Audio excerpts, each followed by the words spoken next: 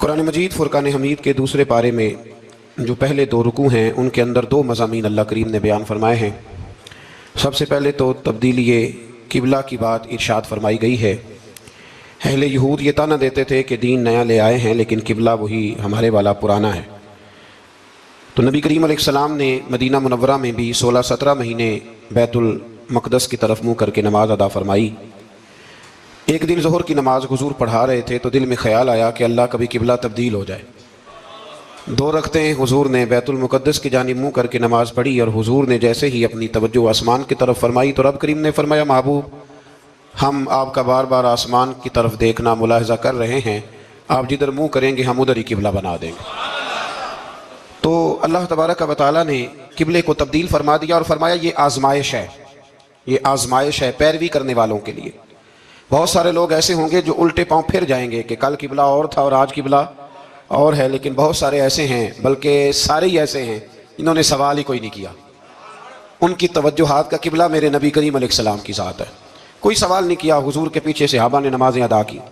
پھر انہی 2 رکوعوں کے اندر اللہ تبارک و تعالیٰ نے اس بات کی بھی وضاحت فرمائی کہ اب مسلمان جہاں کہیں سے بھی آئیں وہ اپنا رخ مسجد الحرام کی طرف کر لیں، بیت اللہ شریف کی طرف کر لیں اور اسی طرف منہ کر کے وہ نماز پڑھیں۔ اور انہی ابتدائی 2 رکوع جو ہیں ان کے اندر اللہ تعالیٰ نے یہ بھی بیان فرمایا کہ مسلمان درمیانی امت ہے، امت وسط ہے، اس کا ہر کام افراط و تفرید سے پاک ہے، یہ ہر کام میں معتدل ہے۔ اور اسی کے اندر اللہ نے یہ بھی بیان فرمایا کہ قیامت میں باقی جو ساری امتیں ہوں گی وہ سرے سے مکر ہی جائیں گی کہ ہمیں تو کسی نے تبلیغ کی نہیں، وہ اپنے انبیاء کرام علیہم السلام کا تبلیغ کرنا بھول ہی جائیں گے، وہ مکر جائیں گے۔ تو رب کریم پھر نبی کریم علیہ السلام کی امت کو ارشاد فرمائے گا کہ کیا تم گواہی دیتے ہو کہ نبیوں نے تبلیغ کی؟ تو اللہ تبارک و تعالیٰ اس امت کے علماء کی، صلحاء کی، صوفیاء کی، اولیاء کی گواہی پرانے انبیاء کرام کے حق میں قبول فرمائے گا۔ یہ قرآن مجید پڑھ رہا ہوں، اس امت کے اولیاء، صوفیاء، علماء، راسخون فی العلم، یہ لوگ اٹھ کے گواہی دیں گے کہ ہاں اے اللہ، انبیاء کرام نے تبلیغ کی تھی اور تیری دعوت کو انہوں نے لوگوں تک پہنچایا تھا۔ تو اس وقت باقی ساری قومیں یہ بھی اعتراض کریں گی کہ اللہ یہ تو بعد میں آئے تھے، انہیں کیسے پتہ چلا کہ ہمارے انبیاء نے تبلیغ کی ہے؟ تو رب فرمائے گا ہاں بھی بتاؤ تمہیں کیسے پتہ چلا؟ تو امت بول کے کہے گی ہمیں مدینے والے محبوب نے بتایا ہے، ہمیں نبی کریم نے بتایا ہے، شہداء علی الناس۔ تو امت گواہی دے گی، وَيَكُونَ الرَّسُولُ عَلَيْكُمْ شَهِيدًا، اور فرمایا پھر میرے رسول اپنی امت پر گواہی دیں گے، پھر نبی کریم علیہ السلام امت پر گواہی دیں گے، اور اس طرح اس امت کی گواہی اللہ تبارک و تعالیٰ قبول فرما کے باقی سارے انبیاء کرام علیہ السلام کے تشریف لانے کو قبول فرمائے گا، اور اس گواہی کو منظور کر کے اب امتوں پر حد جاری کی جائے گی کہ تمہیں تبلیغ کی گئی تھی، پھر تم نے اس بات کو قبول کیوں نہ کیا۔ پھر جب ہم بڑھتے ہیں نا دوسرے سے تیسرے رکوع کی جانب، تو اس میں اللہ تبارک و تعالیٰ نے دوسرے رکوع سے پہلے ایک بڑا خوبصورت فرمان جو بڑا زبان زد خاص و عام ہے ارشاد فرمایا، فاذکرونی اذکرکم، تم مجھے یاد کرو میں تمہیں یاد کروں گا، واشکروا لی ولا تکفرون، اور میرا شکریہ ادا کرو ناشکری نہ کرو۔ وہ پیر مہر علی شاہ صاحب کتھے، مہر علی کتھے، مہر علی کتھے، وہ پیر صاحب پاک پتن شریف تشریف لے گئے تو وہاں نعرہ لگ رہا تھا، حق فرید یا فرید۔ کچھ لوگ ہوتے ہیں نا فٹافٹ اعتراض کرتے ہیں، تو ایک صاحب نے پیر صاحب سے کہا یہ کیا نعرہ لگ رہا ہے؟ تو آپ فرمانے لگے یہ قرآن سچا ہو رہا ہے۔ کہا کیا مطلب؟ فرمایا اللہ کا وعدہ ہے تم میرا ذکر کرو میں تمہارے چرچے کرا دوں گا۔ تو فرمایا فرید الدین نے ساری زندگی رب رب کیا ہے، اب ان کے جانے کے بعد اللہ فرید فرید کروا رہا ہے۔ تو اس سے آگے جب ہم چلتے ہیں دوسرے سے تیسرے رکوع میں، تو بڑی معروف آیات، یا ایھا الذین آمنوا استعینوا بالصبر والصلاۃ ان اللہ مع الصابرین، صبر کا حکم دیا گیا، اور جو صبر کرے اس کو اللہ نے اپنی معیت کی بشارت سنائی۔ پھر جو اس کے رستے میں قتل ہو جائیں انہیں مردہ کہنے سے منع کیا۔ پھر فرمایا تمہیں مشقت جھیلنی پڑے گی، تمہیں آزمایا جائے گا، تمہیں بھوک سے، پھلوں اور جانوں کی کمی سے، خوف سے آزمایا جائے گا، اور پھر جو صبر کرے گا فرمایا اسے اللہ تعالیٰ بشارت بھی عطا فرمائے گا، اور اس پر رب کریم اپنی رحمتوں کا نزول بھی فرمائے گا۔ اور فرمایا یہی وہ لوگ ہیں ہم المہتدون، جن کو صبر کرنا آتا ہے، جن میں حوصلہ ہے، جن میں تحمل مزاجی ہے۔ فرمایا یہی وہ لوگ ہیں جو اپنے رب کی طرف سے ہدایت پر ہیں۔ اصل ہدایت اس آدمی کے پاس ہے جس میں پھر کچھ صبر بھی ہے، کوئی حوصلہ بھی ہے، کچھ سکون بھی ہے۔ پھر اس سے آگے جب ہم بڑھتے ہیں تو اللہ تبارک و تعالیٰ نے تھوڑے سے مسائل حج بیان فرمائے۔ پھر اس سے آگے جا کے اللہ تبارک و تعالیٰ نے اپنے رب ہونے کی کچھ نشانیاں، کچھ علامتیں بیان فرمائیں، اور وہ والی علامتیں بیان فرمائیں جو انسانی شعور کے مطابق ہیں، جن کو انسان روز دیکھتا ہے۔ فرمایا زمین آسمان کے پیدا کرنے میں اور رات اور دن کے اختلاف ہونے میں، کہ جب رات ہوتی ہے تو دن نہیں ہوتا، اور جب دن ہوتا ہے تو پھر رات نہیں ہوتی. اور فرمایا یہ جو منو ٹنو وزن لے کے دریا اور کشتی سمندر میں چلتی ہے، فرمایا اس میں، اور جب ہم آسمان سے پانی برسا کر زمین سے پھل اگاتے ہیں، تو یہ ساری چیزیں دیکھ کے سمجھ جاؤ یہ خود نہیں بنی، انہیں کوئی بنانے والا ہے، انہیں کوئی بنانے والا ہے. ان آیات کے اندر اللہ تبارک و تعالیٰ نے اپنے ہونے کی علامتیں بیان کی، اور پھر اسی مضمون میں آگے چل کے فرمایا کہ جب میرے بندے میری یہ نشانیاں دیکھتے ہیں تو والذین آمنوا اشد حبا للہ، پھر ایمان والے اپنے رب سے شدید محبت کرتے ہیں، پھر وہ اپنے رب سے شدید محبت کرتے ہیں. اور پھر اللہ تعالیٰ نے اسی رکوع میں آگے جا کے ارشاد فرمایا کہ بنایا سارا کچھ تمہارے لیے ہے، بنایا سارا کچھ. یہ چوتھے سے پانچواں رکوع آپ دیکھیں گے، فرمایا بنایا سارا کچھ تمہارے لیے ہے، پر تم نے وہ کھانا ہے جس کے کھانے کی تمہیں اجازت دی گئی ہے، حلالا طیبا، پاکیزہ چیز، سارا کچھ تمہارے لیے ہے، پر جس کی اجازت ملے تم نے وہی. کچھ چیزوں کی یہاں کھانے کی ممانعت ہے، لیکن جنت میں وہ چیزیں کھانے کی اجازت ہوگی. تو فرمایا تم حلال اور طیب چیز کھاؤ. شیطان تو تمہیں بے حیائی کا اور برائی کا حکم دیتا ہے، لیکن تم اس طرف آؤ جس چیز کا تمہارا رب تمہیں حکم ارشاد فرماتا ہے. پھر اللہ تبارک و تعالیٰ نے اسی پارے کے اندر انہی آیات مقدسہ کے اندر چوتھے سے پانچویں رکوع میں 4 ان چیزوں کا بیان فرمایا جو قطعی طور پر حرام ہے. 4 وہ چیزیں جو قطعاً حرام ہیں، ان میں سب سے پہلے ارشاد فرمایا کہ مردار، جو جانور ذبح نہ کیا جائے اور بغیر ذبح کے مر جائے، وہ کھانا حرام ہے. پھر ارشاد فرمایا بہتا ہوا خون، یہ بھی حرام ہے. اب آپ کہیں گے وہ تو خون لگتا ہے روز لوگوں کو، وہ تو لگتا ہے، بوتلوں کی بوتلیں نوجوان خون دیتے ہیں. تو اس میں ہمارے بزرگوں نے مسئلہ یہ بیان فرمایا کہ ضرورت کے لیے دینا جائز ہے، مجبوری ہو تو پھر خون دینا، جس طرح انسان مر رہا ہو تو اس کے لیے مردار کھانا بھی جائز ہے. تو کوئی بیمار، اتنا بیمار کہ اب ڈاکٹر کہے کہ سوائے خون کے کوئی اور چارہ نہیں ہے، تو وہ دینا جائز ہے بالکل. جو دے گا اللہ اسے اجر بھی عطا فرمائے گا. تو اسی طرح تیسرے نمبر پر سور کا گوشت، یہ بھی قطعاً حرام ہے، کوئی ایسی صورت ہی نہیں کہ جو اس کو جائز کیا جا سکے. اور پھر اللہ تبارک و تعالیٰ نے اسی آیت میں اس کا بھی ذکر فرمایا جس پر لوگ عقیدے کے لحاظ سے بڑا دھوکہ دیتے ہیں. فرمایا وما اہل بہ لغیر اللہ، اور وہ جس پر وقت ذبح غیر اللہ کا نام لیا جائے، جس پر وقت ذبح، جس پر غیر اللہ کا نام لیا جائے، وہ جانور بھی حلال ہے. اس آیہ مبارکہ کو سامنے رکھ کے نا بڑا الجھاؤ پیدا کیا جاتا ہے، جس پر غیر کا نام آ گیا وہ حرام ہو گیا.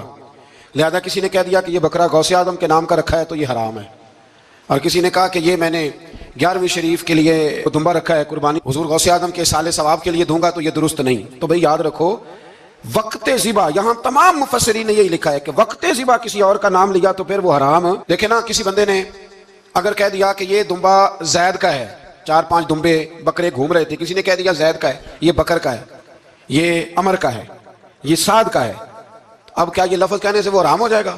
روز کہتے ہو کہ نہیں کہتے؟ تو عجیب فلسفہ ہے نا لوگوں کا. اگر آپ نے کہہ دیا غوث پاک کے سال ثواب کے لیے ہے تو پھر وہ حرام ہو گیا جی.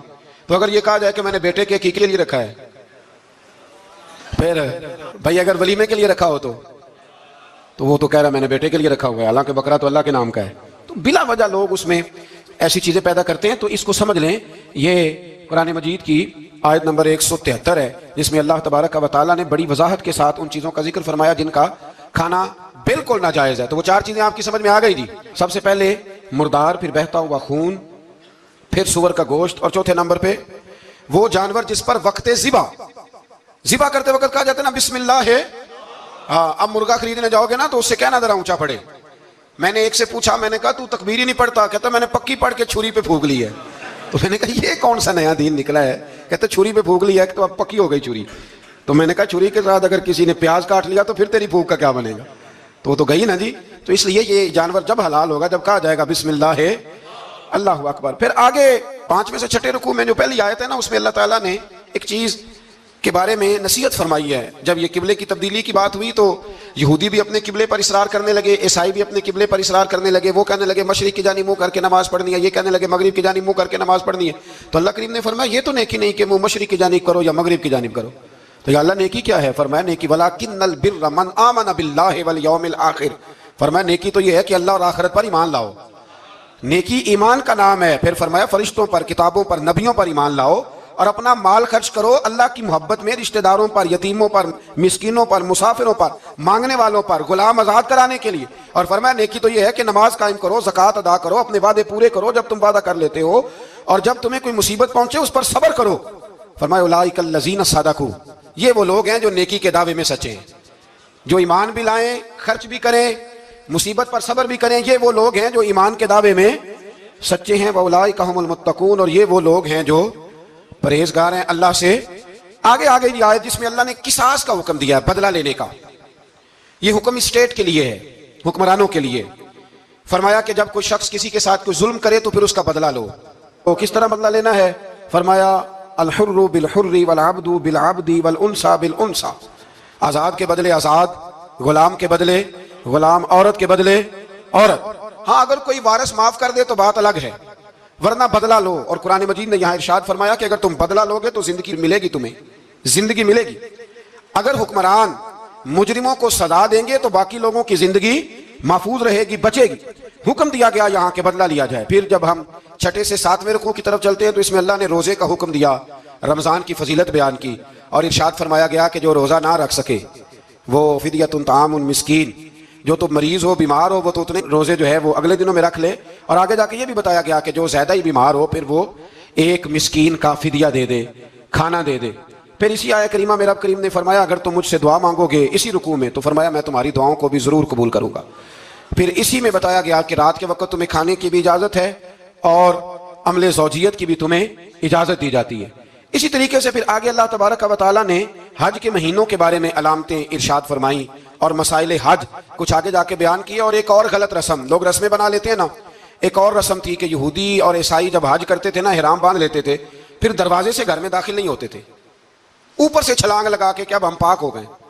تو دروازہ چونکہ گناہگار ہے، اس کے بیچ سے گناہگار آتے جاتے رہے ہیں، لہذا دروازے سے نہیں گزرتے تھے۔ تو اللہ کریم نے فرمایا یہ کوئی نیکی نہیں، یہ کوئی طریقہ نہیں کہ تم دروازوں سے نہ گزرو، وَلَٰكِنَّ الْبِرَّ مَنِ اتَّقَىٰ، دروازے کے اوپر سے چھلانگ لگانا نیکی نہیں، بلکہ نیکی تو یہ ہے کہ اللہ سے ڈرنا شروع کر دو، حج کے بعد پاک صاف ہو جاؤ، ڈرنا شروع کرو، یہ اصل میں نیکی ہے۔ تو پھر اللہ تبارک و تعالیٰ نے حج کے مسائل کافی تفصیل کے ساتھ، چونکہ وہ فقہی مسائل ہیں اور پوری اس کی جزیات ہیں، لہذا وہ ایک نشست میں کرنے کی بات نہیں، تو رب کریم نے وہاں مشعر حرام کا بھی ذکر فرمایا اور ان سب چیزوں کی طرف نشاندہی فرمائی جن پر توجہ کرنا امت مسلمہ کے لیے بڑا ہی ضروری ہے۔ پھر آگے 8ویں رکوع تک یہ باتیں مختلف انداز میں چلتی رہیں۔ پھر 9ویں سے 10ویں رکوع میں ایک بات رب کریم نے یہ ارشاد فرمائی کہ میں نے کافروں کی نظر میں نا، جب انہوں نے میری نافرمانی کی ہے، میرے کلمہ نہیں پڑھا، میرے محبوب کو نہیں مانا، قرآن مجید کو نہیں مانا، تو فرمایا میں نے دنیا کی زندگی ان کے سامنے مزین کر دی۔ یہ بڑی سمجھنے والی بات۔ فرمایا زُيِّنَ لِلَّذِينَ كَفَرُوا، وہ جنہوں نے کفر کیا تھا نا، ان کے لیے زینت دے دی کسے؟ حیات الدنیا، دنیا کی زندگی کو اللہ نے نا ان کے لیے حسین کر دی، انہیں بڑے اچھے لگتے ہیں، یہ میری جائیداد ہے، یہ میرا باغ ہے، او میری حویلی ہے، یہ سارے میرے جناب بنگلے۔ فرمایا یہ چیزیں ہم نے کافروں کی نظر میں پھر پیاری کر دی۔ سمجھیے گا بات، یہ کافر کا طریقہ ہے کہ وہ دنیا داری کا مال دیکھتا ہے تو اس کی آنکھیں کھل جاتی ہیں، بڑا راضی ہوتا ہے۔ مومن کا یہ طریقہ، مومن کس بات پہ راضی ہوتا ہے؟ اللہ تبارک و تعالیٰ کی رضا پہ مومن راضی ہوتا ہے۔ اس چیز کو اللہ کریم نے یہاں بیان فرمایا۔ پھر اس سے آگے جو حرمت والے مہینے ہیں ان مہینوں کا ذکر کیا گیا۔ پھر اللہ تبارک و تعالیٰ نے جوے اور شراب کو حرام قرار دیا، 219 نمبر آیت ہے، اسی رکوع میں اللہ تبارک و تعالیٰ نے اس کا بھی تذکرہ فرمایا۔ یہ تفصیل کے ساتھ تذکرے جاری رہے۔ پھر اسی طرح عورتوں کے جو حیض و نفاس کے مسائل ہیں ان کو بھی اللہ تبارک و تعالیٰ نے اسی پارے کے اندر بیان فرمایا۔ کچھ طلاق کے مسائل بھی اللہ کریم نے اسی پارے 9ویں رکوع سے آگے جا کے ان ساری چیزوں کو اللہ کریم نے بیان فرمایا۔ اور پھر یہ بھی ارشاد فرمایا حیض و نفاس مسائل اور طلاق، ان ساری چیزوں کو بیان کرنے کے بعد فرمایا کہ ان کے مسائل گویا سیکھ لو، اس پر عمل کرو، اور فرمایا تلک حدود اللہ، یہ اللہ کی حدیں ہیں، فلا تعتدوها، اللہ کی حدوں سے آگے نہ گزرنا، یہ وہ باؤنڈری ہے جو اللہ نے بنائی ہے، یہ حکم وہ ہیں جو رب نے دیے ہیں، تو ان سے آگے نہ جانا۔ تو بالتفصیل ان ساری چیزوں کا یہاں بیان فرمایا گیا، اور وہ مسائل جو بڑی تیزی سے لوگ الجھا دیتے ہیں ان کا بھی اللہ کریم نے یہاں ذکر فرمایا۔ بیچ میں کچھ آیات ایسی ہیں جو زیادہ توجہ کے قابل ہیں اور ہماری روزمرہ کی زندگی میں ہمیں ان کی بڑی اشد ضرورت ہے، جو اگرچہ مسائل فقہ تو نہیں لیکن ضرورت کے لحاظ سے، روزمرہ کے اخلاقی رویوں کے لحاظ سے اس کی بڑی ضرورت ہے۔ ان چند آیات کا بھی ہم نے انتخاب کیا، انشاءاللہ اس پر بھی کچھ بات کرتا ہوں۔ اس پارے کے آخر میں نا اللہ کریم نے ایک واقعہ بیان فرمایا ہے، اس میں اللہ تبارک و تعالیٰ نے نا بنی اسرائیل کا ایک واقعہ بڑی تفصیل کے ساتھ، اور وہ اس پارے کے اختتام پر عقیدے کے لحاظ سے، نظریے کے لحاظ سے، سمجھنے کے لحاظ سے بڑی اہم چیز ہے، اس پر ضرور غور فرمائیں۔ وہ یہ ہوا کہ بنی اسرائیل کے اندر ہمیشہ ایسے ہوتا تھا کہ اللہ تبارک و تعالیٰ ایک پیغمبر اور ایک بادشاہ بنی اسرائیل کے اندر ہمیشہ نبی اور بادشاہ موجود رہتے تھے. ایک وقت ایسا آیا کہ بنی اسرائیل میں کوئی نبی نہیں تھے، اور بنی اسرائیل کا جو اپنا علاقہ تھا نا وہ ملک شام ہے. تو قوم عمالقہ ایک قوم تھی اور بڑے سخت گیر لوگ تھے. انہوں نے بنی اسرائیل والوں کے ساتھ لڑائی کی، جہاد کیا اور انہیں ان کے علاقے سے نکال دیا. اور کچھ حضرت یوسف علیہ السلام کے زمانے میں ویسے بھی ایک بہت بڑی تعداد جا کے مصر میں آباد ہو گئی تھی. اب یہ ہوا کہ ان کے پاس کوئی بادشاہ نہیں ہے، یہ بار بار دعا کرتے ہیں، التجا کرتے ہیں. تو اللہ تعالیٰ نے ایک پیغمبر انہیں عطا کیے جن کے مختلف نام کتابوں میں ہیں. صدر الافاضل رحمۃ اللہ علیہ نے تفسیر خزائن العرفان کے اندر ان کا نام حضرت شمویل علیہ السلام لکھا ہے. حضرت شمویل علیہ السلام کو اللہ تعالیٰ نے نبوت عطا فرمائی، اور جب حضرت شمویل علیہ السلام اللہ کے نبی ہوئے، بنی اسرائیل والوں کو یقین آیا کہ اللہ نے الحمدللہ ہمیں ایک نبی کے جھنڈے تلے جمع کر دیا ہے. تو پھر انہوں نے کہا کہ آپ ہمارے سامنے ایک بادشاہ بھی مقرر کریں تاکہ ہم اس کی سرپرستی میں جہاد کریں. جب انہوں نے یہ بات کی تو اللہ تبارک و تعالیٰ نے حضرت شمویل علیہ السلام کے ذمے لگایا. تو ایک اس زمانے میں اللہ کے نیک بندے تھے، جناب طالوت علیہ السلام ان کا نام تھا. تو حضرت شمویل علیہ السلام نے انہیں کہا کہ اللہ کریم نے نا تمہارا بادشاہ طالوت کو بنایا ہے. ان کا نام بھی قرآن مجید نے ذکر فرمایا ہے. تو بنی اسرائیل کے لوگ کہنے لگے یہ تو غریب آدمی ہے، وہ بکریاں چرایا کرتے تھے، لیکن علم میں بڑے پختہ تھے، وجود میں بڑے طاقتور تھے. تو کہا کہ یہ تو غریب آدمی ہے، تو ہم تو زیادہ حق رکھتے تھے کہ ہمیں بادشاہ بنایا جائے. تو حضرت طالوت علیہ السلام کے بادشاہ بننے کے بعد حضرت شمویل علیہ السلام نے جو بات کی، اللہ کریم نے اسے قرآن مجید میں بیان فرمایا. رب فرماتا ہے بسطۃ فی العلم والجسم، اسے اس لیے تمہارا بادشاہ بنایا گیا ہے کہ اسے ہم نے کشادگی دی ہے، علم میں بھی اور جسم میں بھی. بڑے ماشاءاللہ موٹے تازے تھے، وجود بڑا طاقتور تھا. کچھ موٹے تازے ہوتے ہیں پر طاقتور نہیں ہوتے، موٹے تازے بھی تھے اور طاقتور بھی تھے. فرمایا کہ وجود میں بھی طاقت ہے اور علم میں بھی اللہ نے انہیں وسعت عطا فرمائی. تو بنی اسرائیل والے کہنے لگے جی نہیں جی کوئی بندہ اور آ جائے، یہ ہمارا بہت بڑا مسئلہ ہے نا جی. ہر ایک کی مرضی کی نہ تو بات ہو سکتی ہے اور نہ ہر بندہ ہر ایک کی مرضی پر پورا. کہنے لگے نہیں جی کوئی اور ہونا چاہیے تھا، ہمیں کیسے پتہ چلے گا کہ اللہ نے مقرر کیا ہے. بڑی خاص بات ہے، اس کو سمجھیے گا. یہ سارا مضمون آپ کو ملے گا اسی پارے کے آخر میں، آپ پڑھیں گے نا جی تو یہ سارا مضمون آپ کو ملے گا. اور آپ اگر سرسری نظر سے بھی اس کا مطالعہ کریں گے نا، جا کے قرآن شریف کھول کے 15ویں سے 16ویں رکوع میں، آپ خوش ہوں گے کہ آپ کتنے اچھے نظریے اور عقیدے کے ماننے والے ہیں. تو جب کہا نا کہ طالوت کو ہمارا بادشاہ بنایا گیا تو دلیل کیا ہے، تو قرآن کہتا ہے کہ حضرت شمویل علیہ السلام نے فرمایا کہ تمہارا ایک تابوت تھا، ایک صندوق تھا تمہارے پاس، وہ صندوق تمہارا قوم عمالقہ اٹھا کے لے گئی تھی. ان کے بادشاہ ہونے کی دلیل یہ ہے کہ اللہ تمہارا وہ صندوق تمہیں واپس کر دے گا، وہ تمہارا صندوق تمہیں واپس کر دے گا. اس صندوق میں کیا ہے، وہ حضرت آدم جنت سے ساتھ لے کے آئے تھے. اس میں تھا کیا، تو قرآن مجید کہتا ہے کہ اس کے اندر نا حضرت ہارون علیہ السلام اور حضرت موسیٰ علیہ السلام کے تبرکات تھے. تبرکات. کل میں ایک مولوی دیکھ رہا تھا بیچارہ، ایک بندہ نا مسجد نبی کے ساتھ غلاف اور شاید کوئی کفن تھا، وہ مسجد نبی کی دیواروں سے مس کر رہا تھا. تو وہ کہہ رہا تھا نہیں اس سے کیا ہوتا ہے، تبرک کوئی چیز نہیں، اچھے اعمال کی وجہ سے بندہ بخشا جائے گا. میں نے کہا تو مجھے ملے تو میں تجھے بخاری کھول کے دکھاؤں کہ حضرت عبد الرحمن ابن عوف جنہیں حضور نے قطعی جنتی کہا، حضور کے وجود پر کرتا دیکھ کے کہنے لگے حضور بڑا ہی سونا لگ رہا ہے. تو فرمایا تجھے چاہیے حضور مل جائے تو کیا ہی بات ہے. نبی پاک نے عطا کیا تو صحابہ کہنے لگے عبد الرحمن آپ کو تو ضرورت نہیں تھی، آپ کے پاس تو بڑے لباس ہیں، تو یہ کرتا حضور نے قبول کر لیا، کوئی لے کے آیا اور آپ نے مانگ لیا. تو وہ رو پڑے، کہنے لگے پہننے کے لیے نہیں مانگا، یہ حضور کے جسم سے لگ گیا ہے، میں نے کفن بنانے کے لیے مانگا ہے. تو کہتا ہے حضور کے تبرک میں خیر کوئی نہیں. اور آپ یقین کریں ان لوگوں پہ حیرانگی ہے، ہم نے بھی مرنا ہے نا جی، بڑی جلدی قبر میں جانا ہے، وقت کا کچھ پتہ نہیں، لیکن اتنے اندھے ہو کر لوگ چیزوں کو دیکھتے ہیں اور اس تیزی کے ساتھ گمراہی پھیلاتے ہیں. مجھے باقاعدہ کسی نے ویڈیو بھیجی اور کہنے لگا جی دیکھیں کتنی اچھی بات کر رہا ہے، لوگوں کو سمجھائیں. تو میں نے کہا نہیں اس کو سمجھانے کی ضرورت ہے. اور میں نے اس کو دیکھا ہے، وہ جو لال رومال والا میں نے دیکھا ہے، وہ ڈھونڈ ڈھونڈ کے جاہلوں کو پکڑتا ہے، تلاش کرتا ہے، اور اگر کوئی مل جائے بات بتانے والا تو پھر وہ خود پکڑا جاتا ہے، اور کئی دفعہ پکڑا گیا تو نکل گیا ہے. اللہ تعالیٰ ہمیں سمجھنے کی توفیق دے، ہم سیانے ہو جائیں تو یہ دور دور تک نظر نہیں آئیں گے انشاءاللہ.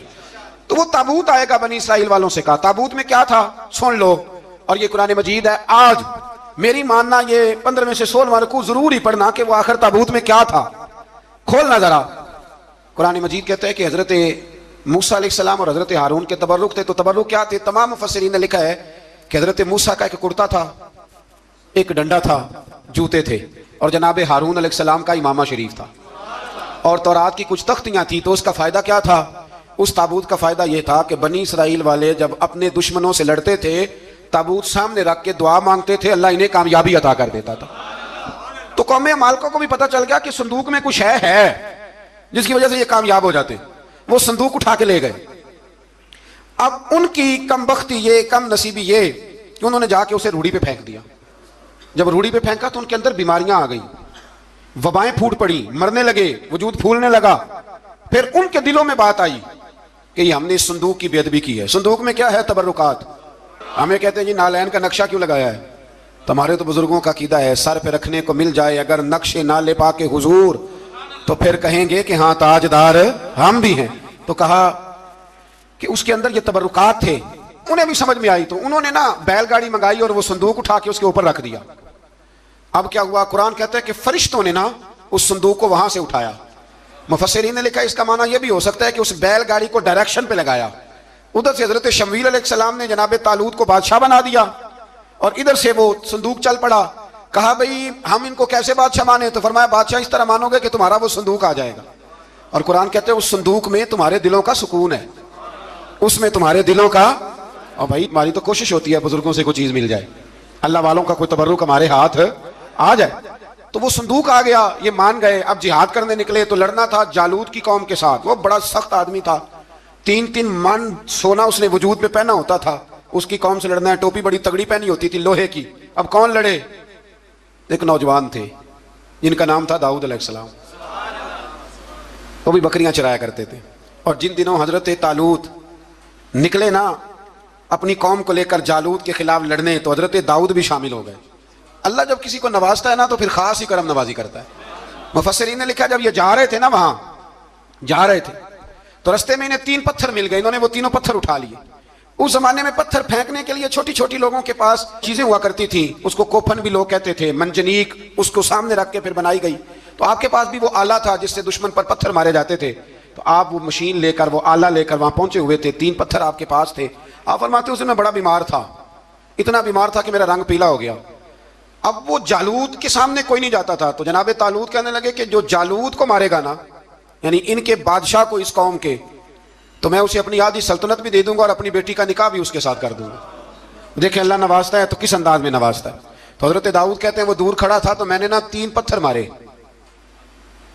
بھئی ہمت کرنا تو ہمارے ذمہ ہے کہ نہیں؟ میری ملت کا جوان کہتا ہے میں نے کرنا کرانا کچھ نہیں. یعنی اگر آپ کہیں نا کچھ کرو تو پھر وہ کوئی کام کرنے کی مطلب معاملہ. وہ مجھے کل ایک سنگی کہہ رہے تھے، کہنے لگے جی اللہ کے فضل سے کچھ بھی نہیں کرنا پڑا، مرشد نے نظر کر دی. میں کہا میں ملوں گی تو میں انہوں سمجھاواں گا کہ کچھ کرا کے نظر کریا کرو، کیونکہ میرے وہ دوست ہیں میں انہیں جانتا ہوں. نظر میں بڑا کچھ ہوتا ہے لیکن اللہ بھی تو بندے پہ بڑی نظر رحمت کرتا ہے نا. لیکن کہتا ہے 5 نمازیں پڑھ، رمضان کے روزے رکھ، زکوٰۃ فرض ہو تو ادا کر، یہ سارے کام کر، سچ بول، دیانتداری کر، پھر میں اپنے فضل سے تجھے جنت عطا کروں.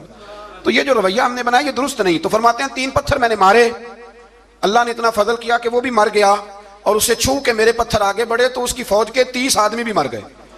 3 پتھروں سے 31 بندے اللہ نے مار دیے. فرماتے اس لیے کہ ہاتھ میرے تھے اور طاقتیں میرے رب کریم کی تھی. تو حضرت داؤد علیہ السلام کے حصے میں جناب طالوت کی صاحبزادی بھی آئیں، آدھی سلطنت بھی آئی. کافی سال حضرت طالوت حیات رہے، پھر ان کا وصال ہو گیا تو ساری سلطنت حضرت داؤد کو ملی. اور پھر اللہ تبارک و تعالیٰ نے انہیں نبوت بھی عطا فرمائی.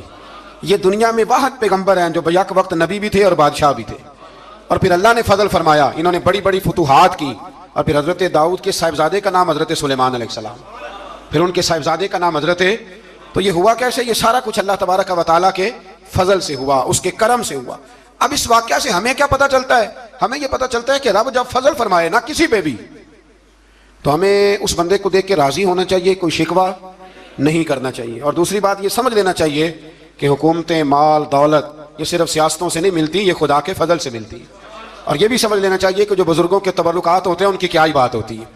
چند باتیں ایسی تھیں کہ میرا دل کرتا تھا ان کو دہرایا جائے اور خاص کر کے ان باتوں پر توجہ کی جائے. یہاں نا اللہ تبارک و تعالیٰ نے ان باتوں میں سے ایک بات کا ذکر فرمایا ہے.